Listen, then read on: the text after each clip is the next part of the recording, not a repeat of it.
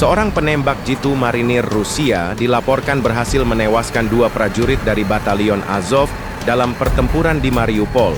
Meski demikian, menurut laporan di lapangan, masih banyak personel kelompok nasionalis tersebut bertahan di area pertempuran. Mariupol, April 2022 lalu. Koresponden perang Andrei Filatov yang berada di lokasi berhasil merekam kejadian ini dari sebuah bangunan perumahan. Dalam rekaman yang beredar, terlihat tank-tank Rusia melancarkan serangan ke arah posisi pertahanan Batalion Azov. Pertempuran di Mariupol pada pertengahan April 2022 menjadi salah satu titik krusial dalam konflik Rusia-Ukraina, dengan kota ini menjadi medan pertempuran sengit antara kedua belah pihak. Hingga saat ini, Mariupol tetap menjadi salah satu wilayah dengan dampak perang yang signifikan.